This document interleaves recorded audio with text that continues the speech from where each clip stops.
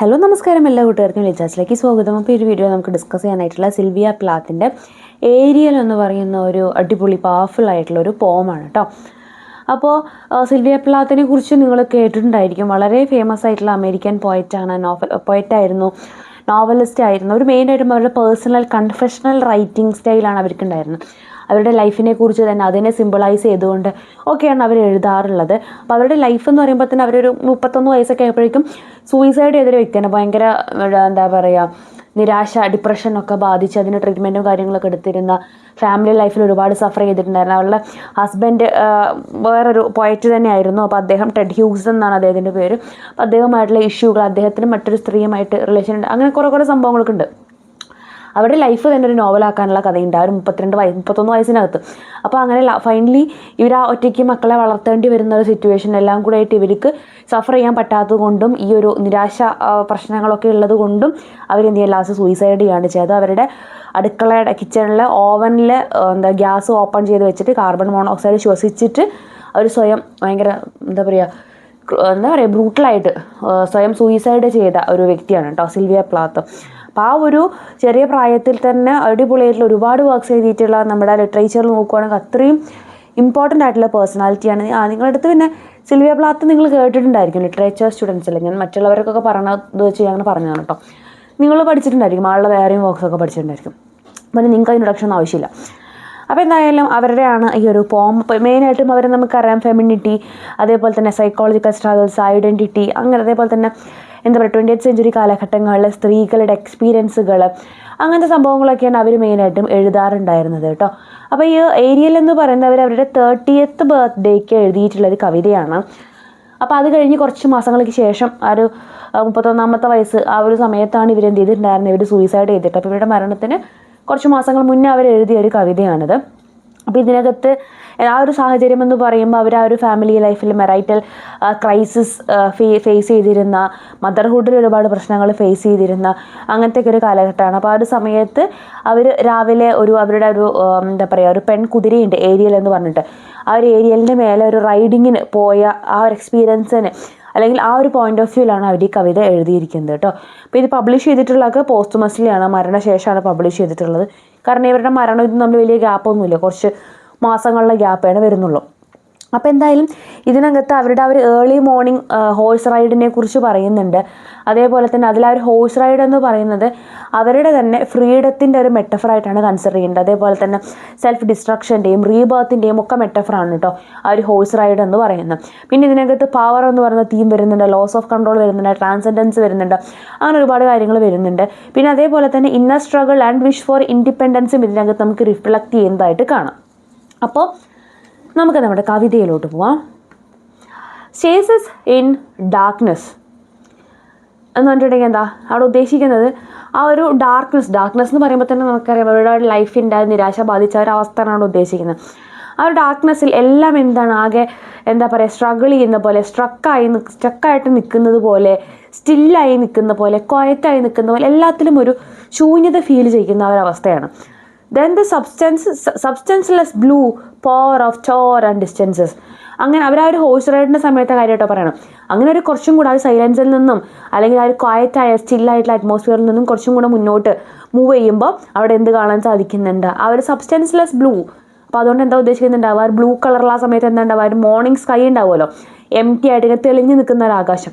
ആ ഒരു ആകാശവും അതേപോലെ തന്നെ എന്താണ് അവിടുത്തെ ഒരു ഹില്ലുകൾ, റോക്കി ആയിട്ടുള്ള ഹിൽ മലനിരകളും കാര്യങ്ങളും ഒക്കെ ആ ഡിസ്റ്റൻസുകളിൽ നിന്നും അവർക്ക് അടുത്തേക്ക് ഇങ്ങനെ വരുന്നതായിട്ട് അവരുടെ ആ ഒരു സൈലൻസിനെ അല്ലെങ്കിൽ ആ ഒരു എന്താ പറയുക ക്വയറ്റായിട്ടുള്ള സ്റ്റില്ലായിട്ടുള്ള അറ്റ്മോസ്ഫിയറിലേക്ക് ഈ ഒരു ആകാശവും ഈ മലനിരകളും ഒക്കെ കടന്നു വരുന്നതായിട്ട് അവർക്ക് ഫീൽ ചെയ്യണം.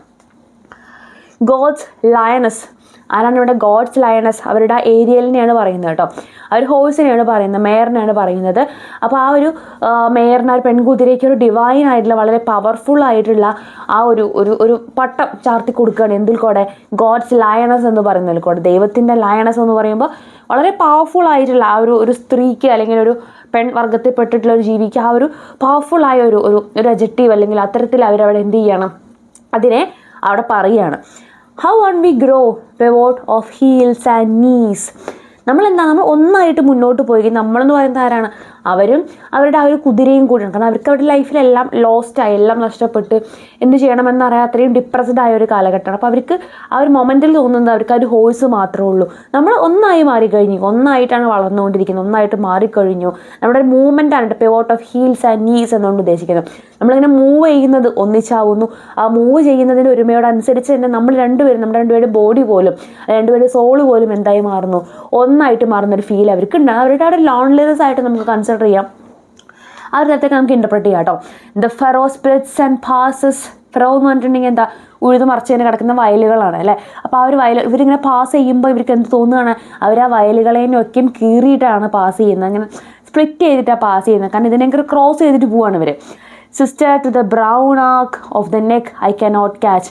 ആ ബ്രൗൺ ആർക്ക് എന്ന് പറഞ്ഞിട്ടുണ്ടെങ്കിൽ ഇവിടെ ഉദ്ദേശിക്കുന്നത് ഹോഴ്സിൻ്റെ നെക്കാണ് കേട്ടോ. ആ ഒരു ഹോഴ്സിൻ്റെ കഴുത്തിൻ്റെ ഒരു ഷേപ്പ് കണ്ടില്ല, ഒരു ആർക്ക് പോലത്തെ ഒരു ഷേപ്പാണ് നമ്മൾ കണ്ടിട്ടുള്ളത് അല്ലേ. അപ്പോൾ അതിങ്ങനെ മുന്നോട്ട് കുതിച്ചുകൊണ്ടിരിക്കുകയാണ്. അവർ പറയുന്നുണ്ട് ആ ഒരു നെക്ക് എനിക്ക് എന്ത് ചെയ്യാൻ സാധിക്കും? എനിക്കൊരിക്കലും ക്യാച്ച് ചെയ്യാൻ സാധിക്കില്ല. അപ്പോൾ അതുകൊണ്ട് എന്താ ഉദ്ദേശിക്കുന്നത്? അത്രയും പവർഫുൾ ആയിട്ടുള്ള ഹോഴ്സാണ്. അതിൻ്റെ ആ ഒരു സ്പീഡിന് മുന്നിൽ, അതിൻ്റെ ആ ഒരു പവറിന് മുന്നിൽ ഞാൻ എന്ത് ചെയ്യുന്നു? സറണ്ടർ ചെയ്യുന്നു എന്നാണ്, എനിക്ക് ക്യാച്ച് ചെയ്യാൻ പറ്റുന്നില്ല എന്നതുകൊണ്ട് ഉദ്ദേശിക്കുന്നത് അല്ലേ. Nigger eye berries cast dark hooks. ഇത് ശരിക്കും നിഗർ ഐ എന്നൊക്കെ പറയുമ്പോൾ അത് കുറച്ച് എന്താ പറയുക, റേസിസം മിക്സഡ് ആണ് എന്നൊക്കെ നമുക്ക് വേണമെങ്കിൽ പറയാം. ഒരു ഒഫൻസീവ് ടേമാണ്, അങ്ങനെ യൂസ് ചെയ്യാൻ പാടില്ല.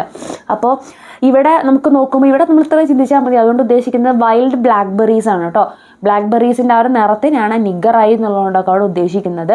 അപ്പോൾ അത് എന്ത് ചെയ്യുന്നുണ്ട്? എൻ്റെ നേരെ ഇങ്ങനെ ഹുക്കുകൾ എറിയുന്നു, കൊളുത്തി വലിക്കുക എന്ന് പറയില്ലേ. അതുകൊണ്ട് എന്താ ഉദ്ദേശിക്കുന്നത്? ആ ഒരു ബ്ലാക്ക് ബെറീസിനെ കണ്ടിട്ട് അതിങ്ങനെ ഞാൻ അതിനോട് ഇങ്ങനെ ഭയങ്കരമായിട്ട് അട്രാക്റ്റഡ് ആയി പോവുകയാണ്. അങ്ങനെ കൊളുത്തി വലിക്കുക എന്ന് പറഞ്ഞിട്ട് ഞാൻ അതിലേക്ക് ഇങ്ങനെ അട്രാക്റ്റഡ് ആയിട്ട് ഞാൻ അതിലോട്ട് ചെന്ന് വീഴുകയാണ്, അല്ലെങ്കിൽ ആ ഒരു പഴങ്ങളിലേക്ക് ചെല്ലുകയാണ്, അങ്ങോട്ട് ചെല്ലുകയാണ് എന്നാണ് പറയണത്.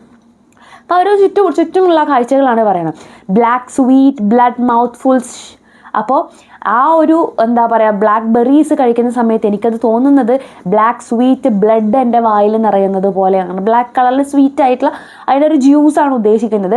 പക്ഷേ അവരതിനെ എന്തായിട്ട് കൺസിഡർ ചെയ്യുന്ന ബ്ലഡായിട്ട്. കാരണം അവർക്കെല്ലാം അവരുടെ ലൈഫ് ചെയ്യാൻ അടുത്തൊരു മരണം എന്ന് പറയുന്ന ഒരുപാട് തവണ സൂയിസൈഡൽ അറ്റംപ്റ്റ് ഒക്കെ നടത്തിയിട്ടുള്ള വ്യക്തിയാണ്. അപ്പോൾ അവർക്ക് ആ ഒരു ഡെത്ത് റിലേറ്റഡ് ആയിട്ടുള്ള ഒരു ബ്ലഡ് എന്ന് പറയുന്ന ഒരു സംഭവമായിട്ടാണ് ഇവരതിനെ കമ്പയർ ചെയ്യുന്നത്, ആ ഒരു ജ്യൂസ് അവർ കഴിക്കുന്ന സമയത്ത്.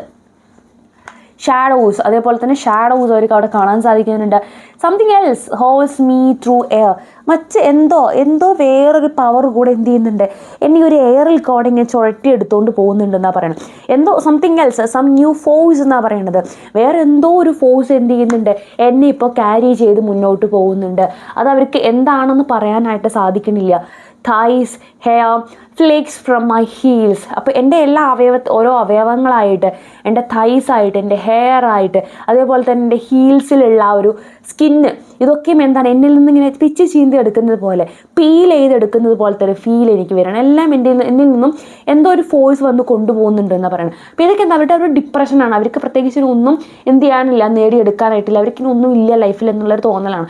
അവരുടേതായിട്ടുള്ള എല്ലാം അവർക്ക് നഷ്ടപ്പെടുന്നത് പോലത്തെ ഒരു ഫീൽ അവർക്ക് അവിടെ വരികയാണ്.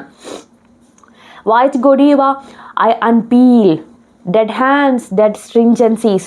അപ്പോൾ അവർ പറയുകയാണ് വൈറ്റ് ഗൊഡീവ എന്ന് പറഞ്ഞിട്ടുണ്ടെങ്കിൽ അത് നിങ്ങളുടെ ടെക്സ്റ്റിൽ അതിന് ഡീറ്റെയിൽ ആയിട്ട് കൊടുത്തിട്ടുണ്ട്. ഗൊഡീവ എന്ന് പറയുന്നത് ലേഡി ഗൊഡീവ എന്ന് പറയുന്ന ഒരു സ്ത്രീ ഉണ്ടായിരുന്നു. അവർ മെയിനായിട്ടും അവർ അറിയപ്പെടുന്നത് എന്താണെന്ന് വെച്ച് കഴിഞ്ഞാൽ അവരുടെ ഹസ്ബൻഡിൻ്റെ ഓപ്പറേഷനെതിരെ പ്രതികരിക്കാൻ വേണ്ടിയിട്ട് അവർ എന്ത് ചെയ്തിട്ടുണ്ടായിരുന്നു എന്നാണ് പറയുന്നത്. അവർ വിത്തൗട്ട് ക്ലോത്ത്സ്, ഡ്രസ്സില്ലാതെ നെയ്ക്കഡായിട്ട് എന്ത് ചെയ്തിട്ടുണ്ടായിരുന്നു, അവർ പ്രൊട്ടസ്റ്റ് ചെയ്തിട്ടുണ്ടായിരുന്നു എന്നാണ് പറയുന്നത് ഹസ്ബൻഡിൻ്റെ ഓപ്പറേഷനെതിരായിട്ട്. അപ്പോൾ അതുകൊണ്ട് ഇവിടെ സിംബിളൈസ് ചെയ്യുന്നത് എന്താണ്, ആ ഒരു വസ്ത്രമില്ലായ്മ എന്ന് പറയുന്നത് ഒരിക്കലും ഒരു ഷെയിം മാത്രമല്ല, അത് എന്തിനുള്ള മാർഗം കൂടിയാണെന്നാണ് പറയുന്നത്, ഒരു പ്രൊട്ടസ്റ്റിൻ്റെ മാർഗം കൂടിയാണ്, അവരുടെ പവറിൻ്റെ മാർഗം കൂടിയാണ്. അപ്പം അതുപോലെ തന്നെ സ്വന്തം ഹസ്ബൻഡിൻ്റെ ആ ഒരു ആറ്റിറ്റ്യൂഡിനോട് അവരും എന്ത് ചെയ്യാൻ പവർഫുള്ളായിട്ട് റെസ്പോണ്ട് ചെയ്യാൻ ആഗ്രഹിക്കുന്നതിൻ്റെ ഒരു സിമ്പിളായിട്ട് നമുക്ക് വേണമെങ്കിൽ ഇവിടെ ആ ഒരു ടേം നമുക്ക് കൺസിഡർ ചെയ്യാം. ഗുഡീവ എന്ന് പറയുന്ന ടേം നമുക്ക് കൺസിഡർ ചെയ്യാം. അല്ലെങ്കിൽ അവർക്ക് സ്വയം ആ ഒരു നേക്കഡായ പോലത്തെ ഒരു ഫീലാണ് അപ്പോൾ ഉണ്ടാവുന്നത്, അവരുടെ ആ ഒരു ഡിപ്രഷൻ്റെ ഒരു എക്സ്ട്രീം ലെവൽ കാണിക്കാൻ വേണ്ടിയിട്ട് ആ ഒരു തരത്തിൽ നമുക്ക് കൺസിഡർ ചെയ്യാം. അപ്പോൾ എന്താണ് ഇതെല്ലാം, എന്താണ് ഒരു സ്ത്രീയെ സംബന്ധിച്ച് എംപവറിങ് ആണ്, അല്ലാതെ ഒരിക്കലും ഷെയിം അല്ല എന്നാണ് പറയണം.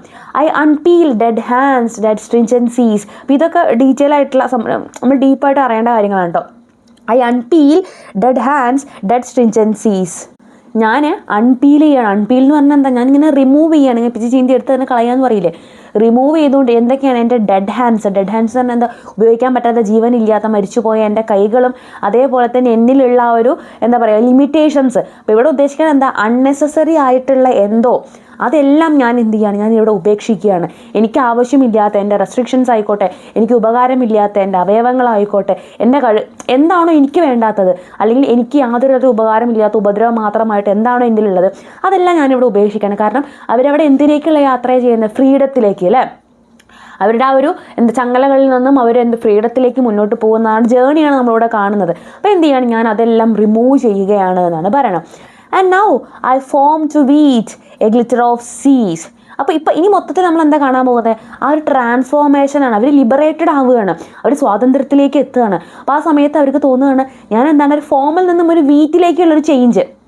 ഫോം എന്ന് പറഞ്ഞാൽ നമുക്കറിയാം വളരെ വീക്കായിട്ടുള്ള, അല്ലെങ്കിൽ എന്താ പറയുക ആ ഒരു എന്താ പറയുക വീക്കായിട്ടുള്ള, അല്ലെങ്കിൽ പ്രത്യേകിച്ച് ഒരു നമ്മൾ വീറ്റിനെ വെച്ച് നോക്കുമ്പോൾ അത്രയും യൂസ്ഫുൾ അല്ലാത്ത ഒരു സംഭവമാണ് ഫോം എന്ന് പറയുന്നത് അല്ലേ. അതേസമയം വീറ്റ് എന്ന് പറഞ്ഞാൽ എന്താ, സോളിഡ് ആയിട്ടുള്ള, യൂസ്ഫുൾ ആയിട്ടുള്ള, ക്രിയേറ്റീവ് ആയിട്ടുള്ള അങ്ങനത്തെ ഒരു സംഭവമാണ് വീറ്റ്. അപ്പോൾ അത്രയും കാലം ഒരു ഫോമായി നിന്നിരുന്ന എൻ്റെ ആ ലൈഫിൽ നിന്നും ഞാൻ ഇനി യൂസ്ഫുൾ ആയിട്ടുള്ള, സോളിഡ് ആയിട്ടുള്ള, ഫ്രൂട്ട്ഫുൾ ആയിട്ടുള്ള ഒരു വീറ്റായിട്ട് ഞാൻ എന്നെ തന്നെ മാറ്റാൻ ട്രാൻസ്ഫോം ചെയ്തുകൊണ്ടിരിക്കുകയാണ്. എ ഗ്ലിറ്റർ ഓഫ് സീസ്, അതേപോലെ തന്നെ ആ ഒരു മൂവ്മെൻറ്റ് അല്ലെങ്കിൽ ആ ഒരു ലൈറ്റാണ് ഉദ്ദേശിക്കുന്നത്. ഗ്ലിറ്റർ ഓഫ് സീസ് എന്ന് പറഞ്ഞിട്ടുണ്ടെങ്കിൽ ആ ഒരു ഫ്രീഡത്തിനെയാണ് അവിടെ ഉദ്ദേശിക്കുന്നത്. ആ ഒരു സീയുടെ ഗ്ലിറ്റർ പോലെ ഞാനും ഇനി എന്ത് ചെയ്യാൻ പോകണം, എല്ലാ ഒരു പ്രകാശം പുറത്തോട്ട് കൊണ്ടുവരാൻ, എൻ്റെ ഒരു ഫ്രീഡം ഞാൻ മുന്നോട്ട് കൊണ്ടുവരാൻ വേണ്ടിയിട്ട് പോവുകയാണ്. ഇത്രയും കാലം ഞാൻ സഫർ ചെയ്തു, പക്ഷേ ഇനി ഞാൻ എന്ത് ചെയ്യുന്നില്ല, അതിനൊന്നും ഞാൻ റെഡിയല്ല, ഞാൻ ട്രാൻസ്ഫോം ചെയ്തുകൊണ്ടിരിക്കുകയാണ് എന്നാ പറയണം.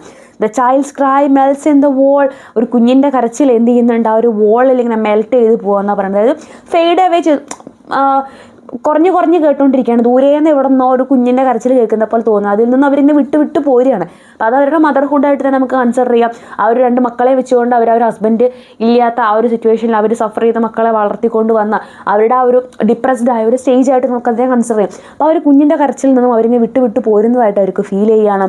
ആൻഡ് ഐ ആം ദ ആരോ. ഞാൻ ആരോ ആണെന്ന് പറഞ്ഞിട്ടുണ്ടെങ്കിൽ എന്താ, ഒരു ആക്റ്റീവായിട്ടുള്ളൊരു ഫോഴ്സാണ്, ഞാനൊരു വെപ്പണായി മാറാൻ പോവുകയാണ്. ഞാൻ ഇനി ഒരിക്കലും പാസീവായൊരു വസ്തുവായിട്ട് മാറാൻ പോകും. മറ്റുള്ളവർക്ക് ഹാം ഉണ്ടാക്കാൻ പറ്റുന്നതാണെങ്കിൽ അങ്ങനെ എന്തായാലും ഞാൻ എന്ത് ചെയ്യണം, എൻ്റെ വെപ്പണായിട്ട് അല്ലെങ്കിൽ ഒരു ആക്റ്റീവ് ഫോഴ്സായിട്ട് മാറാൻ പോവുകയാണ്. The due that flies suicidal. അപ്പോൾ എന്ത് ചെയ്യണം, അവിടുത്തെ ഡ്യൂവിനെ കുറിച്ചാണ്. ഡ്യൂ എന്തായിട്ട് മാറുന്നു, സൂയിസൈഡൽ. അതിലൊക്കെ അവരുടെ സൂയിസൈഡിൻ്റെ ടെൻഡൻസിയാണ് ഇവിടെ കാണുന്നത്. നമ്മൾ ആ ഒരു ബ്ലഡിൻ്റെ കാര്യം പറയുന്നു, അതേപോലെ സൂയിസൈഡ് എന്ന് പറഞ്ഞ ടേംസ് പറയുന്നു, അങ്ങനത്തെ ഓരോ സംഭവങ്ങൾ. അപ്പോൾ എന്താണ്, ആ ഒരു ഡ്യൂ എന്തായി മാറുന്നു, സൂയിസൈഡലായിട്ട് മാറുകയാണ്. അപ്പോൾ സൂയിസൈഡ് എന്ന് പറയുമ്പോൾ ഡ്യൂ എങ്ങനെ സൂയിസൈഡിലാവുക, എയറിൽ ഇവാപ്പറേറ്റ് ചെയ്ത് പോലെ ചെയ്യുക ഡ്യൂ. അപ്പോൾ അതാണ് അവിടെ ഉദ്ദേശിക്കുന്നത്. At one with the drive into the red at one with the drive into the red eye. അപ്പോൾ ഇവിടെ റെഡ് ഐ എന്ന് പറയുന്നത് മോർണിംഗ് സണ്ണിനെയാണ് കേട്ടോ. One with the drive into the red eye, ഞാൻ ആ ഒരു red ഐയിലേക്ക് എന്ത് ചെയ്യാണ്, യുണൈറ്റ് ചെയ്യാണ്. അതിലേക്ക് ആ ഒരു നേച്ചറിലേക്ക്, അല്ലെങ്കിൽ ആ റെഡ് ഐയിലേക്ക്, അല്ലെങ്കിൽ ആ ഒരു വൈബ്രൻറ്റ് കളറിലേക്ക് ഞാൻ എന്ത് ചെയ്യണം, എന്നെ തന്നെ ഡ്രൈവ് ചെയ്ത് പോവുകയാണ്, എന്നെ തന്നെ അതിലോട്ട് മെർജ് ചെയ്ത് പോകും. അപ്പോൾ അവരുടെ ആ ഒരു ഡിസയറാണ് നേച്ചറിലേക്ക്, അല്ലെങ്കിൽ പീസ് ഓഫ് മൈൻഡിലേക്ക് അവർക്ക് മേർജായി പോകാനുള്ള അവരുടെ ആ ഒരു ആഗ്രഹമാണ് അതിനകത്ത് നിന്ന് കാണുന്നത്. അപ്പോൾ അതും എന്താണ്, പിന്നെ പറയണമെന്ന് the cauldron of morning. Cauldron of morning എന്ന് പറഞ്ഞിട്ടുണ്ടെങ്കിൽ ആ ഒരു മോർണിംഗ് റെഡ് സണ്ണിനെയാണ് കോൾഡ്രൺ ഓഫ് മോർണിംഗ് എന്നുള്ളത് ഉദ്ദേശിക്കുന്നത്. അപ്പോൾ ഇതും എന്ത് തന്നെയാണ്, ആ ഒരു കോൾഡ്രൺ എന്ന് പറഞ്ഞാൽ ട്രാൻസ്ഫോർമേറ്റീവ് വെസലായിട്ടാണ് അവിടെ കൺസിഡർ ചെയ്യുന്നത്. ആ ഒരു വെസലാണ്, ആ ഒരു പാത്രമാണ് അല്ലേ. അപ്പോൾ ആ ഒരു മോർണിംഗ് സണ്ണിനെ എന്താക്കിയിട്ടാണ് കൺസിഡർ ചെയ്യുന്നത്, കോൾഡ്രൺ ഓഫ് മോർണിംഗ് ആയിട്ടാണ്.